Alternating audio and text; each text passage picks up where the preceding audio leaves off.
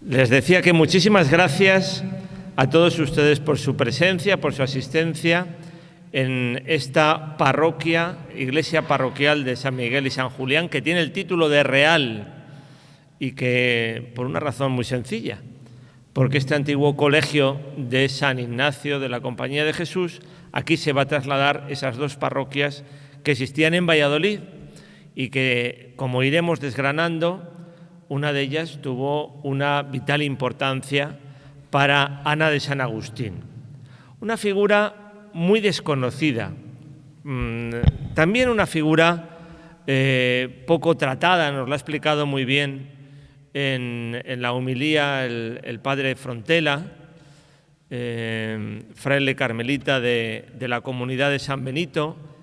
La hemos ido explicando a través de distintas conferencias en el día de hoy, en sus diferentes facetas. Y a mí me corresponde hablar de su relación con Valladolid. En realidad, esta era la primera quizás conferencia de la mañana, tenía que haber sido la primera conferencia de la mañana, pero nos parecía oportuno, desde la organización de esta jornada de estudio, situarla al final, después de la Eucaristía y en este lugar histórico, para hablar precisamente del momento de su nacimiento, de su infancia, de su adolescencia, hasta que vaya a salir de Valladolid y probablemente nunca más volver.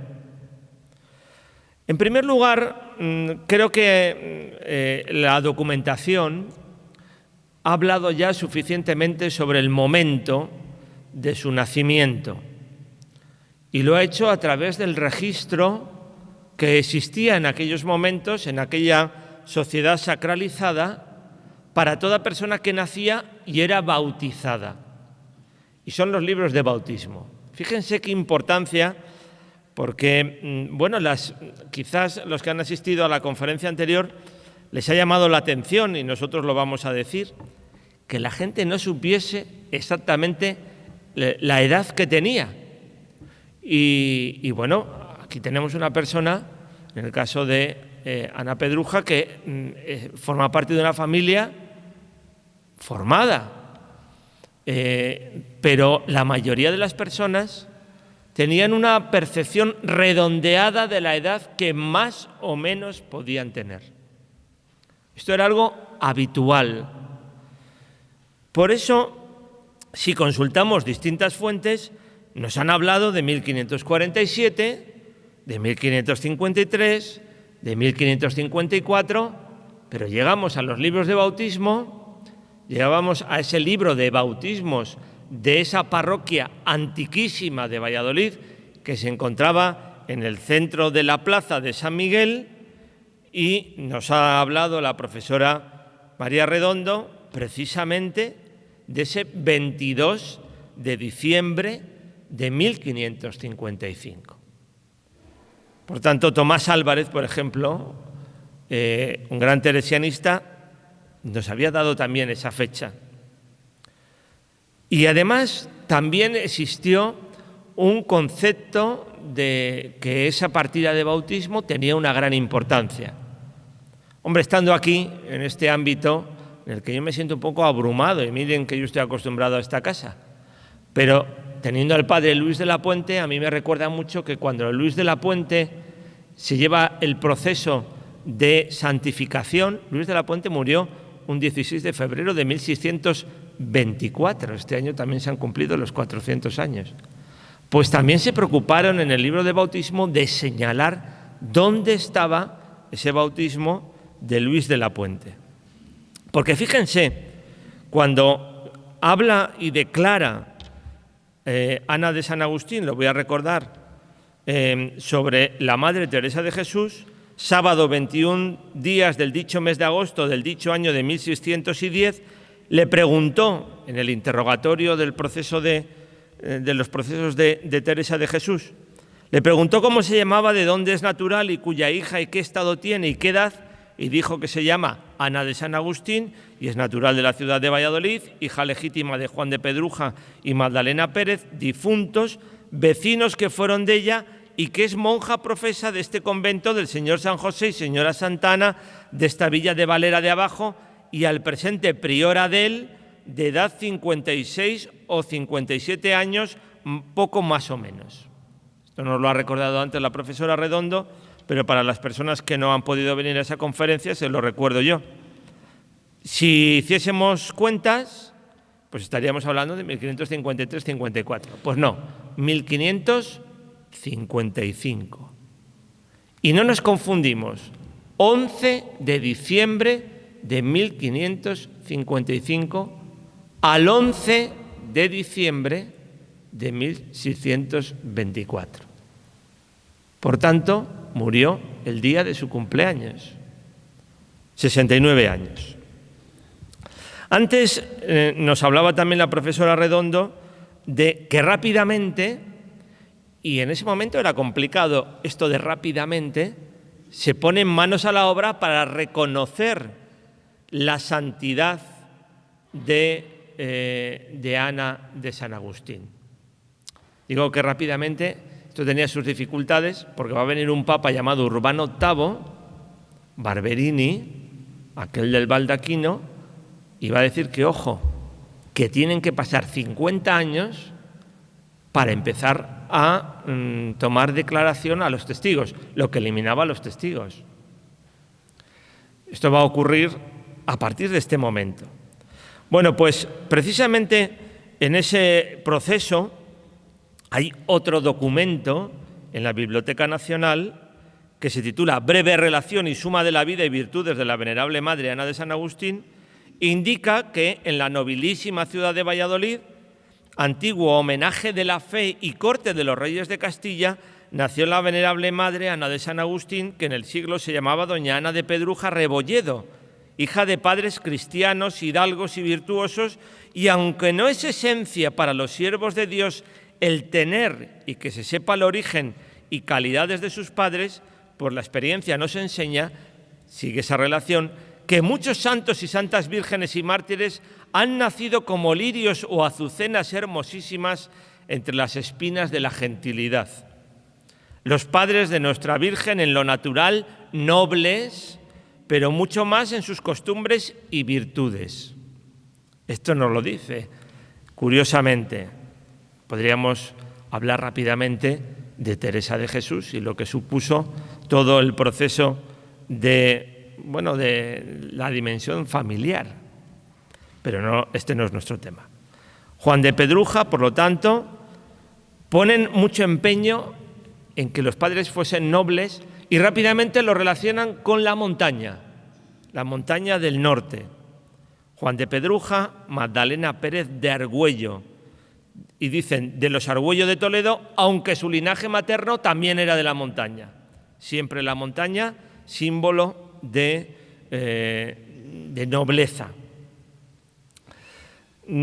Además de las obras que nos ha indicado la profesora anteriormente, especialmente la biografía del padre Alonso de San Jerónimo, Vida, virtudes y milagros de la prodigiosa Virgen y Madre Ana de San Agustín, publicada en Madrid en 1668, interesante el concepto de la propiedad intelectual de entonces.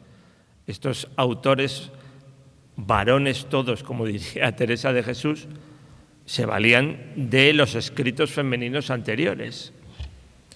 Bueno, pues además de todo eso, si hacemos un análisis de si en Valladolid se ha recordado a esta monja, si vamos a los historiadores clásicos de Valladolid, pues entonces resulta que Manuel Canesi, en su Historia de Valladolid de 1750, una historia de Valladolid que no se ha publicado hasta 1996, pues va a hablar precisamente en el capítulo de la fundación de las Carmelitas Descalzas de Ana de San Agustín. Ya les adelanto que Ana de San Agustín no entra en las Carmelitas Descalzas de Valladolid, pero sin embargo habla de ella como vallisoletana. Dice Canesi, desde su fundación fue creciendo este monasterio en santidad felizmente.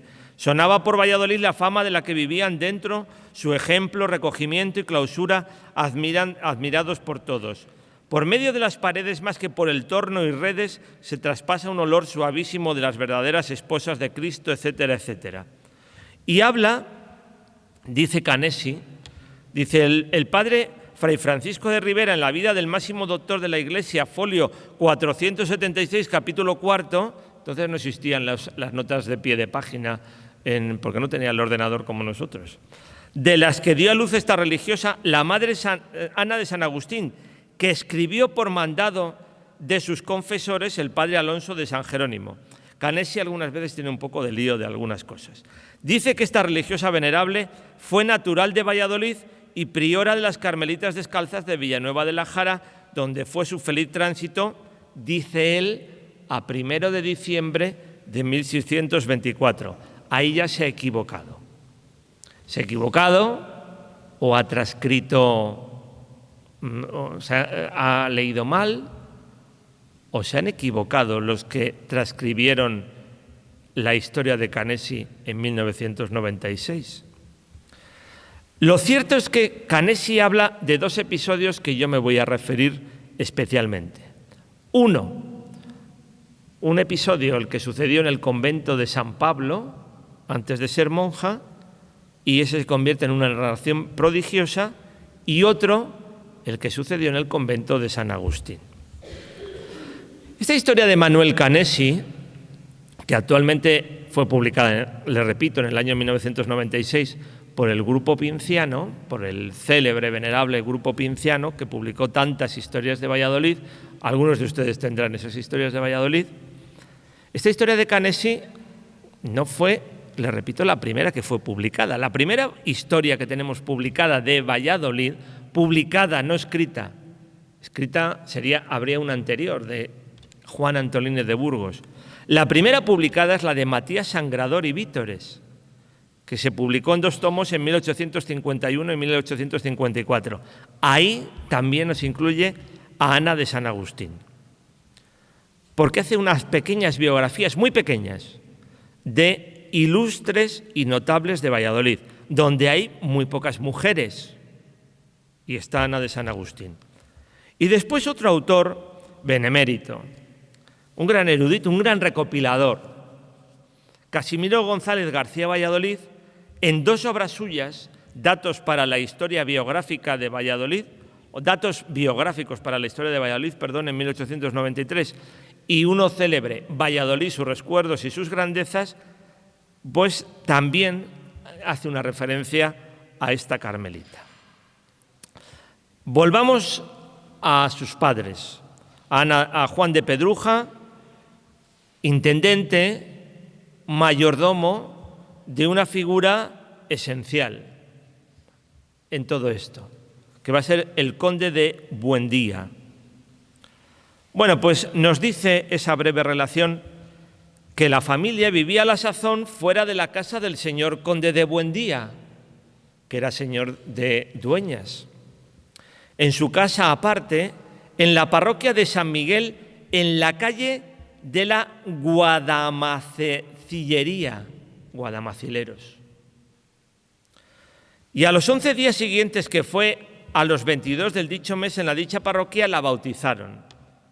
Es decir, en esa referencia también vuelve a aparecer su partida de bautismo.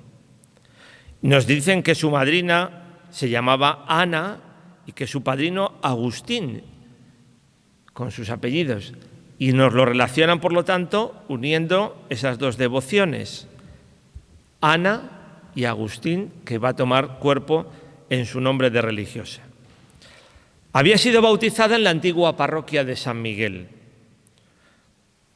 Esa antigua parroquia de San Miguel, le repito, en el centro de la plaza de San Miguel, demolida, una iglesia importantísima en la historia de Valladolid, desde los inicios de Valladolid, demolida en 1775, puede ser un poquito después, porque va a ser trasladada en 1775 aquí. ¿Por qué aquí? Porque este era el antiguo colegio de San Ignacio. Y cuando son expulsados los jesuitas en 1767, al mismo tiempo de todos sus colegios de España, Pues resulta que los obispos que no se opusieron a esa expulsión, nada más que 5, se lanzaron a que todas las antiguas iglesias de los jesuitas se convirtiesen en parroquias y fuesen trasladados, como Jesús nos explica muchas veces, los distintos bienes necesarios para la parroquia, y entre ellos la pila bautismal. Es decir, poseemos la pila bautismal de esa antigua iglesia de San Miguel, donde fue bautizada en 1555, diciembre, Ana de Pedruja. Otra cosa interesante. En la hagiografía, que es el género para hablar de las vidas de los santos, ¿cómo eran los niños que estaban destinados a ser santos? Pues eran niños buenos. Eran niños buenos. O sea, parece que había una predisposición. No podía ser un niño que no comiese bien, que durmiese mal. Nos lo cuenta la relación. Aquella niña Ana de Pedruja, sin aquellos gritos, lloros y terquedades que suelen tener otras criaturas, con que dan bien a merecer a sus madres y aun a veces a los padres, llorando y gritando toda la noche, sin poderlas acallar, ni ellos poder sosegar ni dormir. Qué interesante esto para la historia de las mentalidades, como diría mi maestro Teófanes Egido. Es decir, Ana Pedruja, nos dice en esta relación, no su autobiografía, no habla ella diciendo que yo fui una niña buena. Es una niña pacífica que si la daban el pecho lo hacía con alegría. Si la ponían a dormir, se dormía. Y si la querían tener despierta, lo estaba. Y finalmente, dice esa relación, no solo cuando niña, mas en toda su vida dio ruido ni pena ni cuidado a sus padres, y así la amaban y querían más que a los otros hijos. El tono claramente es hagiográfico. Las hagiografías, no podemos hacer una biografía desde la geografía, pero cuánto nos aportan, repito, el maestro Teófanes Egido lo ha estudiado esto muy bien, cuánto nos aportan al mundo de las mentalidades. Bueno, pues hasta que llegó a ser monja no permaneció todos los años en la villa de Valladolid. Valladolid no tenía el título de ciudad. Por Valladolid pasaba lo importante y había muchos encuentros. Pero no vivió todos esos años, desde 1555 hasta 1575, que se va al convento de Malagón. Y repito, probablemente no vuelva nunca, o casi podríamos decir, no volvió nunca. Bueno, pues no todos esos 20 años vivió en Valladolid. ¿Por qué? Porque sus padres dependen de ese noble llamado Juan de Acuña, conde de Buendía. Es mayordomo, es intendente. Y cuando el conde de Buendía considera que ese mayordomo, ese hombre de confianza, se le tiene que llevar a Dueñas, se irá toda la familia a Dueñas. Y cuando considera que tienen que regresar a Valladolid, regresará toda la familia a Valladolid. Es interesante también que en esa relación, probablemente de 1624, 28, ¿no? Esa posible relación, esa primera recogida de datos, esto era muy propio, ¿no? Se desviaba mucho el autor. Como hablaba del oficio del padre, pues ya de paso hacía un discurso sobre el oficio de ser un hombre de gobierno. Bueno, en un primer momento le hace casi corregidor. No era corregidor, era un hombre de confianza, un mayordomo, un intendente. Tampoco se imaginen la palabra decimonónica mayordomo, pero sí un hombre de confianza de Juan de Acuña, conde de Buendía. Y hace un discurso pues sobre ese hombre de gobierno. Le pareció no encargarse de otros por el peligro que traen consigo semejantes cargos, sino tomar otro camino que fuese más seguro y menos ocasionado para poder sustentar su casa y criar sus hijos que se los iban dando nuestro Señor. Este conde de Buendía es fundamental, y toda la familia, para hablar de esa niña, esa joven, previa a entrar en el convento de Malagón. Este Juan de Acuña, sexto conde de Buendía, de ascendencia portuguesa, hombre de gran influencia política en el reinado de Felipe II, hijo de Fadrique de Acuña y de María de Acuña y Padilla. Su madre era pariente también de la mujer del famoso comunero. Este Juan de Acuña había sido también un hombre de confianza menino en la casa de la emperatriz Isabel de Portugal, después del príncipe Felipe, después un hombre muy importante en la relación diplomática de la monarquía de España, y que subió más cuando muere el príncipe de Éboli, que tiene relaciones y que viaja a Francia, a Portugal, a Alemania, a los Países Bajos, que incluso en los Países Bajos tiene un contacto que va a ser comprometido, como el del arzobispo Bartolomé de Carranza, que va a ser procesado por el Santo Oficio, y que va a acompañar a Felipe II, ya un Felipe II anciano, en el último viaje de Felipe II a Valladolid, en 1592, cuando va hacia las Cortes de Aragón, lo que se llama la Jornada de Tarazona, y pasa por Dueñas y pasará por Valladolid, y ahí está el conde de Buendía. Es decir, es un personaje importante políticamente. El padre de Ana Pedruja, de Ana de San Agustín, sirve a una persona muy importante en la monarquía de España, que además va a morir en ese momento, en el momento de esa última visita de Felipe II. Hay una crónica que habla de esa última visita y precisamente cómo le acompaña este conde de Buendía. Este conde de Buendía, que estaba casado con otra noble, pero que no va a tener Francisca de Aragón y Córdoba, hija del conde de Cabra, pero que no va a tener con ella descendencia legítima. Sí que tenía un hijo ilegítimo que va a ser reconocido, llamado Juan de Acuña, marqués de Vallecerrato. Cuando se produce la muerte en 1592 del conde de Buendía, pues ahí se produce un problema sucesorio en el condado de Buendía. ¿Por qué se lo cuento esto? Porque la beneficiaria o beneficiarias de ese pleito sucesorio, que no me voy a detener en él ni les voy a detallar, pues es la hermana del conde de Buendía, María de Acuña, y después sus sobrinos. Y sus sobrinos, especialmente su sobrina, Luisa de Padilla y Acuña, es especialmente cercana y amiga de Ana de Pedruja. Y después va a tener esa familia también mucha importancia en el Carmelo.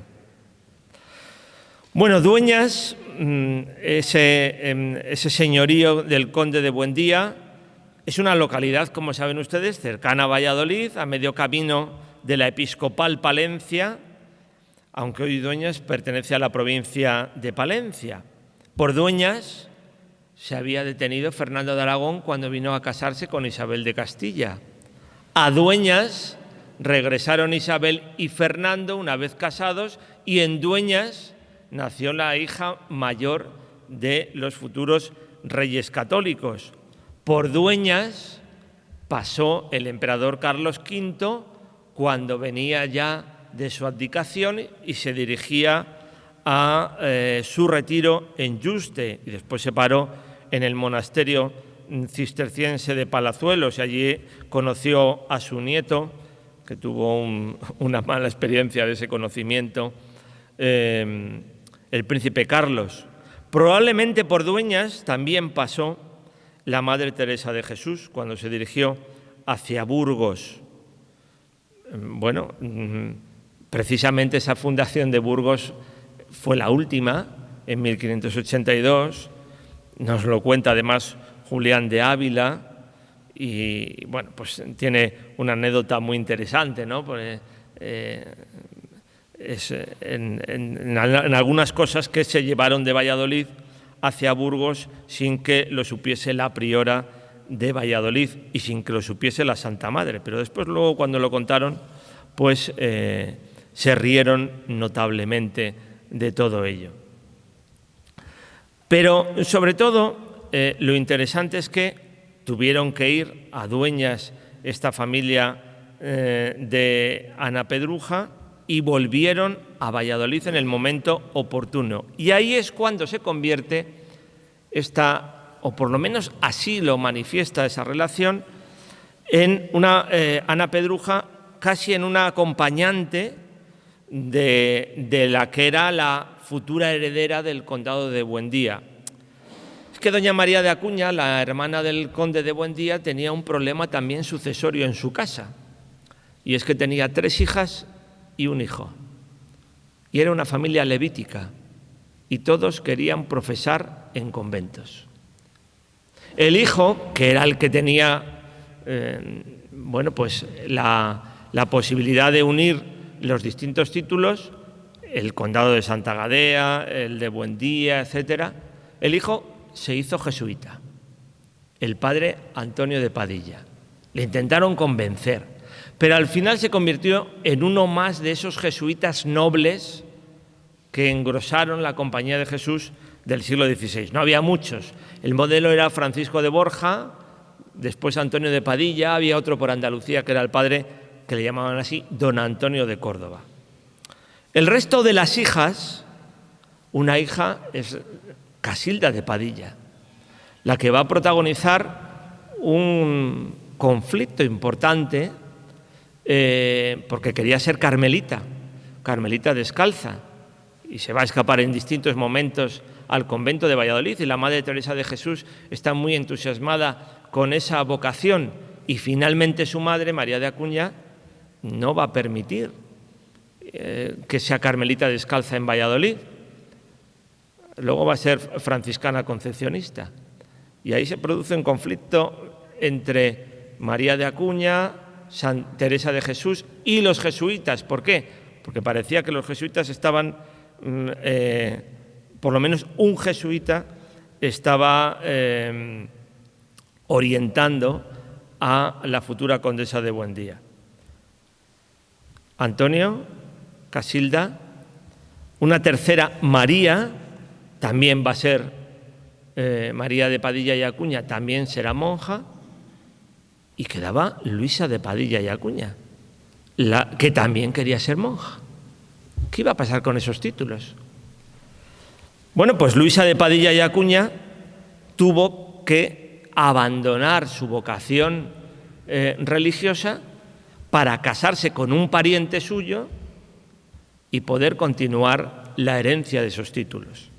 Y ahí es donde entra Ana Pedruja. Nos lo dice por lo menos así la relación.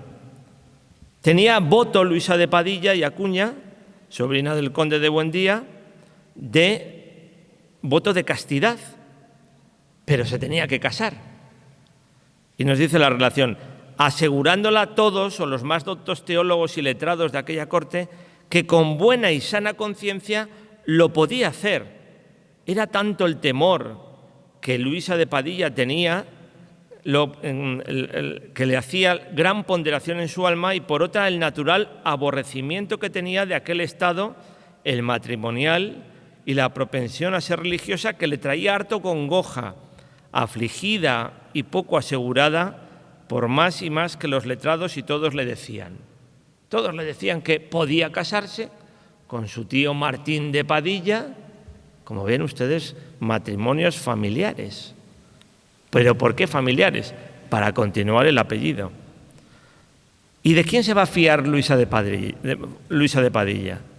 Pues se va a fiar de esa acompañante que tiene, de esa hija del intendente de su padre, de Ana Pedruja. Y bueno, ¿cómo se va a plantear esa situación? Pues se va a pedir la sanción de la divinidad.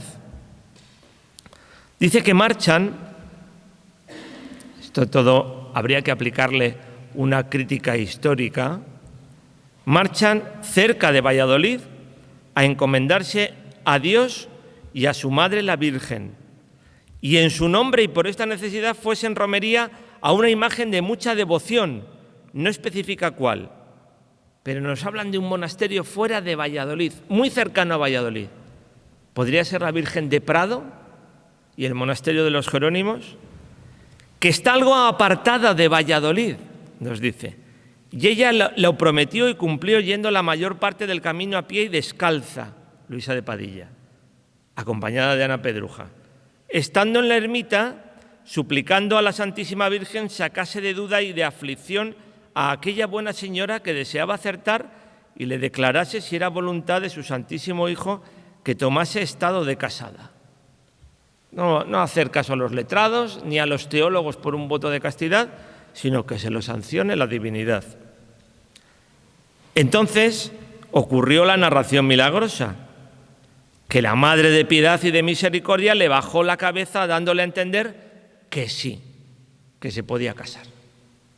Esto es lo mismo que pasaba con las promesas de matrimonio, aquella célebre leyenda toledana, etcétera, de Cristos. Bueno, tenemos también en Valladolid, en la iglesia de San Lorenzo, una Virgen de la cabeza. ¿Por qué de la cabeza? Porque tiene inclinada la cabeza, como indicando que sí a una pregunta. Imágenes, por lo tanto, que no hablan, pero que gesticulan. Y a partir de ahí se produce ese matrimonio entre Luisa de Padilla y su tío Martín de Padilla, adelantado mayor de Castilla. Esta señora va a ser muy importante, esta Luisa de Padilla. Les voy a dar solamente algún dato. La Virgen de la Vulnerata en Valladolid, Colegio de los Ingleses, está en Valladolid a través del padre Antonio de Padilla, que se la pide a su hermana, que la tenía en Madrid después del asalto de Cádiz. Y cuando se queda viuda de don Martín de Padilla, que fue en 1602, muy pronto esta Luisa de Padilla va a entrar monja. Hombre, no la van a quitar la idea. Y va a entrar monja en las Carmelitas de Talavera de la Reina, y después, fruto de los matrimonios de sus hijos, porque tuvieron hijos, no les voy a hablar aquí de los hijos, pues va a ser consuegra del duque de Lerma, y el duque de Lerma, cuando se funda las Carmelitas de la Villa Ducal, se va a llevar a su consuegra para que sea priora del convento de Lerma. Y allí en Lerma morirá en 1614. Y después descubrieron, no sé si se me va a olvidar después, lo voy a contar ahora, por si acaso. Después descubrieron las monjas que el cuerpo de doña Luisa de Padilla, en religión Luisa de la Cruz, se encontraba incorrupto. Las monjas carmelitas de Lerma estuvieron, creo, en la Villa Ducal hasta hace, no sé si 10 años, no recuerdo ahora mismo el año. ¿Dónde se fueron las monjas de Lerma? 8 monjas de Lerma. A Villanueva de la Jara. Villanueva de la Jara va a ser la fundación futura de Ana de San Agustín. Cuando a mí tuve la ocasión de que me escribiesen y me mandasen una carta, había ido yo al archivo de Lerma y me contasen todo el traslado, y me dijeron: nos hemos llevado pocos papeles, porque tenemos pocos papeles después del asalto de Napoleón, pero no nos hemos llevado a doña Luisa. Y les pregunté yo: ¿por qué nos han llevado a doña Luisa? Porque nos hemos ido a Villanueva de la Jara, donde está el cuerpo incorrupto de su amiga Ana de San Agustín. Y les dije yo: es que no podrán estar en un mismo convento 2 cuerpos incorruptos. Bueno, pues no se fueron. ¿Sabe dónde se encuentra ahora el cuerpo incorrupto de Luisa de Padilla, Luisa de la Cruz? Donde entró, en Talavera de la Reina. Algunas veces también los traslados de las monjas producen estas historias de situar a cada uno en su sitio. Bueno, pues esa familia de los Padilla y Acuña fueron también muy importantes en la declaración y en las declaraciones sobre la santidad de Teresa de Jesús. Como el tiempo ya va pasando, vamos saltando cosas y llegamos a dos episodios de Ana Pedruja en Valladolid. Dice que en cierta ocasión, yendo a misa en Valladolid, acompañada de una pobre, así lo cuenta esa relación de su vida, en un día de fiesta al convento de los dominicos de San Pablo, en el camino de casa a la iglesia topé una mujer pobre que iba tan hecha pedazos y tan desnuda que ofendía mirarla por no llevar la honestidad que para ser mujer se requería. Díxela que fuese conmigo y llegando a la iglesia entréme a San Pablo en una capilla donde no pudiesen ver y quíteme una saya y púsesela a la pobre y envíela. Es decir, Ana de Pedruja le dio parte de su vestido. Y en el tiempo que esto me tuve, se acababan ya todas las misas, de manera que yo me quedaba sin oírla, siendo día de precepto. Envié a saber si habría alguna misa y respondieron que no, de lo cual me afligí grandemente y ya sin poder tener esperanza de oír misa aquella fiesta, y imaginaba que había sido tentación del demonio para haberme hecho caer en aquella culpa que a mí me parecía muy grave. Había socorrido a una pobre, pero se había quedado sin la misa de precepto. Y estando yo en esta congoja, llegó un hermano mío a decirme que había entrado un religioso agustino a la sacristía de San Pablo. Bueno, es curioso, llamativo, que un convento con una comunidad tan amplia como la de San Pablo entrase un fraile agustino a celebrar en San Pablo. La sacristía de San Pablo, por cierto, era una sacristía enorme. Probablemente la sacristía de García de Loaysa, del dominico García de Loaysa, que es donde viven actualmente en distintos pisos los frailes dominicos hoy en día. Pero vuelvo al siglo XVI. Un religioso agustino a la sacristía, a vestirse para decir misa. Yo me alegré mucho y aguardé a oír aquella misa con grandísimo consuelo y devoción y con mucho agradecimiento a nuestro Señor, y sentía en aquella misa muy particular oración y afecto en el alma de devoción y amor de Dios. Acabada y vuelto el sacerdote a desnudarse a la sacristía, díjome mi hermano que no sabía que había sido de aquel fraile que me había dicho la misa. No habían podido saber quién era, ni le habían oído hablar palabra, y que en quitándose los ornamentos se les había desaparecido sin saber dónde había ido. Yo me fui muy contenta y a la noche, estando en oración, dando gracias a nuestro Señor por tan grande merced como aquel día me había hecho en no haber consentido me quedase sin misa, se me apareció el gloriosísimo San Agustín y me dijo que aquella obra de caridad que hiciste hoy con aquella pobre me envió nuestro Señor al propio San Agustín a que te dijese misa a San Pablo. Yo le pregunté que quién era y respondióme, San Agustín, de quien tú eres muy devota. Y es así que toda mi vida lo había sido y mucho más desde que me hizo esta merced nuestro Señor por medio de este santo y propuse de llamarme de su nombre cuando fuese monja.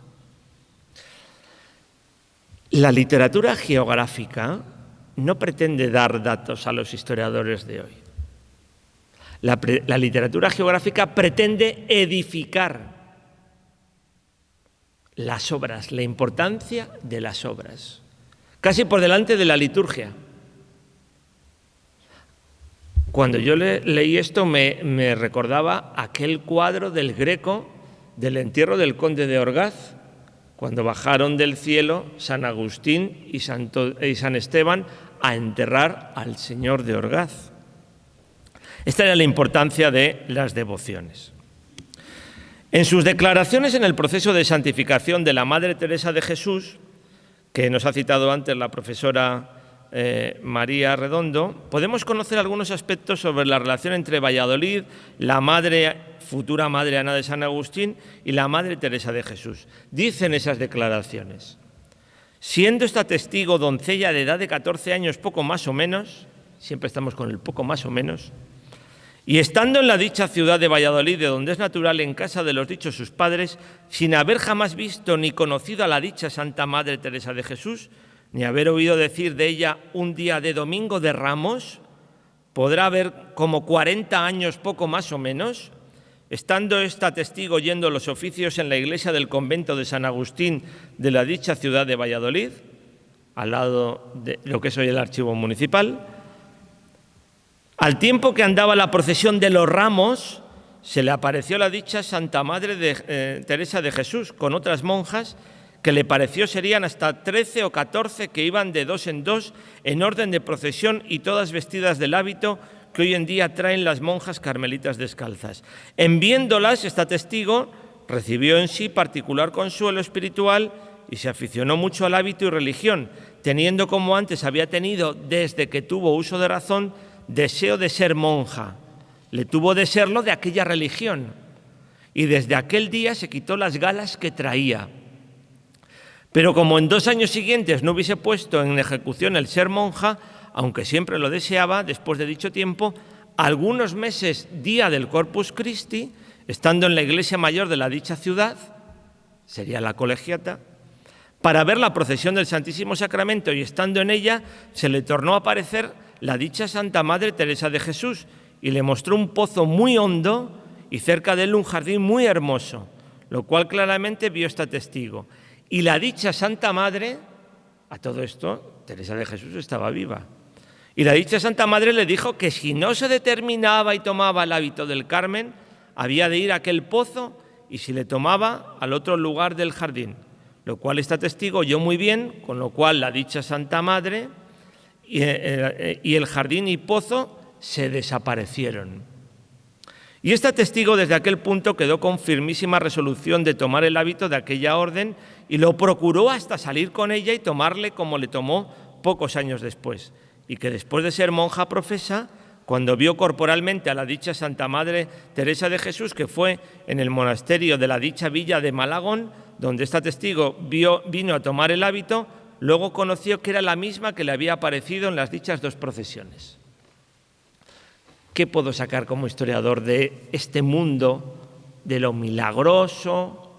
Es decir, una vocación que no se da por un encuentro humano, sino por una serie de visiones. Bueno, a mí me hace reflexionar en varias cosas. Como historiador, por ejemplo, de la Semana Santa, me hace reflexionar sobre la procesión de los ramos. Habla de la procesión de los ramos, del Domingo de Ramos en el siglo XVI. Dice, tengo 14 años más o menos, nació en 1555, pues echen la cuenta. Procesión de los ramos de 1569, 70. No es lo más importante. ¿Qué lugares de Valladolid menciona? Lo hemos visto antes, convento de San Pablo, gran convento de dominicos, convento de San Agustín, importante convento de los agustinos, con un superior que va a ser arzobispo de Valencia, el futuro Santo Tomás de Villanueva.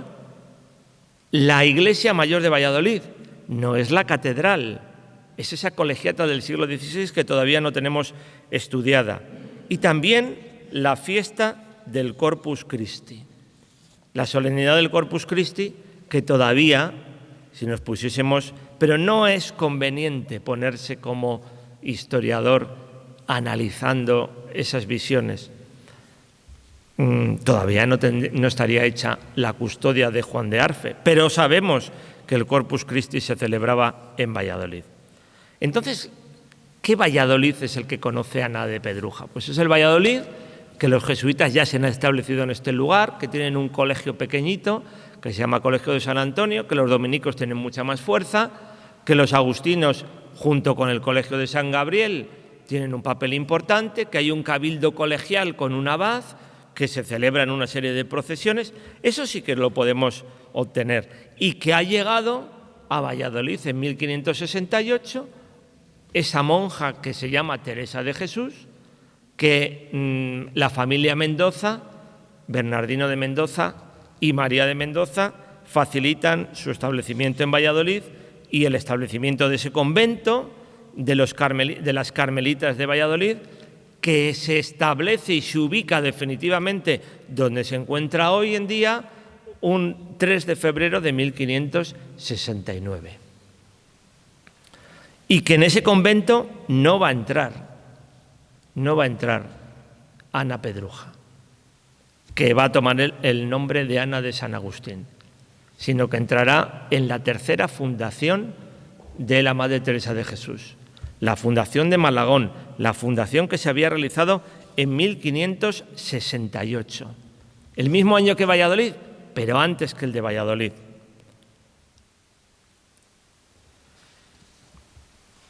Y también, pues, es el Valladolid levítico. Y como les he dicho antes, en 1575 está en Malagón, en el 80 en Villanueva de la Jara, después funda Valera de Abajo y volverá a Villanueva de la Jara. Para terminar, resulta interesante, porque esta es la relación de Ana de San Agustín con Valladolid. Pero lo que les voy a contar yo ahora como conclusión también es muy interesante para ver esa relación con Valladolid. Hay una litografía que yo la he contemplado en distinta bibliografía, pero de forma original la he contemplado en el patrimonio de las monjas brígidas, las monjas de Santa Brígida de Valladolid. Una litografía que se titula Vista de la ciudad de Valladolid, con los retratos de los santos y bienaventurados hijos del pueblo, copia de sus retratos originales por las glorias de un pueblo. Bueno, se trata de una visión de la ciudad desde el Campo Grande, con la presencia de un convento que hoy ha desaparecido, el convento del Carmen Calzado de fondo, que es lo primero que probablemente la Madre Teresa de Jesús vio de Valladolid cuando llegó en aquel mes de agosto, día de San Lorenzo de 1568. Está el convento del Carmen Calzado, donde está hoy la Consejería de Sanidad y entre medias el Hospital Militar, y la Puerta del Carmen, levantada a finales del siglo XVIII y demolida tiempo después. También se intuye algo que no conoció Ana de San Agustín, porque es el seminario de los agustinos filipinos, y tampoco conoció ese Campo Grande de la Ilustración.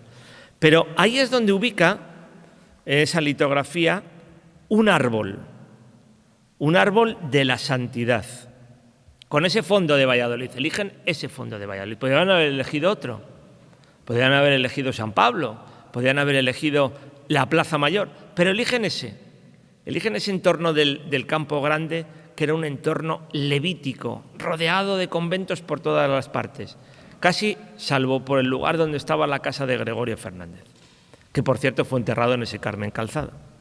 Bueno, pues en ese tronco de la santidad, en ese árbol de la santidad que ha brotado, en ese tronco se encuentra en primer lugar San Pedro Regalado, franciscano del siglo XV, canonizado en 1746, proclamado patrono de Valladolid en 1747.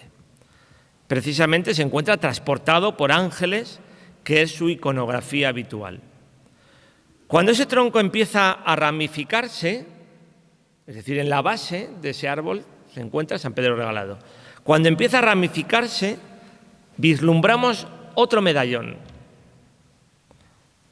el medallón del entonces beato Fray Simón de Rojas, fraile trinitario, beatificado en 1766, que pueden ver un cartel muy bonito. Precisamente también murió en 1624. Esta parroquia tiene en sus carteles de los despachos parroquiales un cartel sobre San Simón de Rojas. El único sitio que lo he visto yo en Valladolid.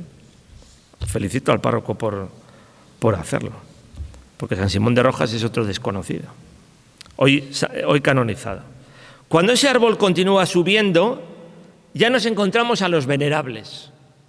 ¿Y a qué primer venerable nos encontramos? A Luis de la Puente. Allí le tienen a Luis de la Puente. A mi izquierda, y ahí tienen a su hija espiritual Marina de Escobar. Primero con Luis de la Puente, fallecido en febrero de 1624. Le repito, en 1624 mueren Luis de la Puente, Simón de Rojas y Ana de San Agustín. Y cuyo proceso de beatificación había arrancado con fuerza en el siglo XVIII. Y si no culminó, fue por la expulsión de los jesuitas. Sigue el árbol ramificándose y hay otro medallón dedicado a Marina de Escobar. Ahí la tienen a Marina de Escobar, fundadora de las monjas brígidas, también con un proceso informativo de santidad, no tan avanzado como el padre Luis de la Puente, ni mucho menos. En otro medallón aparece otro jesuita que también se van a encontrar un retrato suyo en esta iglesia, antiguo colegio de jesuitas. El padre Alonso Rodríguez, también nacido en Valladolid, con importantísimas obras. Y está también aquí, ¿eh? No, pero ese Alonso Rodríguez, es que Alonso Rodríguez hay varios. Está el portero del Colegio de Mallorca y está el escritor de Valladolid. Creo que está con Gregorio Valencia en lo que es la antesacristía. Bueno, pues en ese árbol, San Pedro Regalado, repasamos, Beato Simón de Rojas, Venerable Luis de la Puente, Venerable Marina de Escobar, Padre Alonso Rodríguez, pues el último medallón, no el último, el penúltimo es todavía un hermano jesuita, el padre Jerónimo Benete, o el hermano Jerónimo Benete, no fue padre. Pues hay un último medallón, está dedicado, dice así, a la venerable Mariana de San Agustín, que había sido ya reconocida sus virtudes heroicas, como podemos ver en este retrato que estuvo tanto tiempo puesto al lado de la pila bautismal. Nos lo dice ahí, que Pío VI había reconocido las virtudes heroicas de Ana de San Agustín.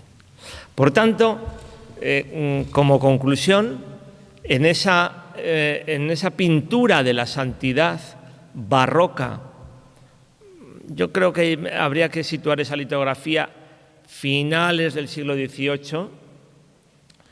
En esa pintura de la santidad barroca, Ana de San Agustín, hoy tan desconocida, hoy tan necesaria de estudiar y que se está estudiando a través de distintas vías, también estudiándola como escritora y también como fundadora, pero fíjense, de Carmelos, como nos decía esta mañana la profesora Esther Borrego, de Carmelos no los principales, sino esos Carmelos rurales, como es el de Villanueva de la Jara, el de Valera, habiendo entrado en Malagón.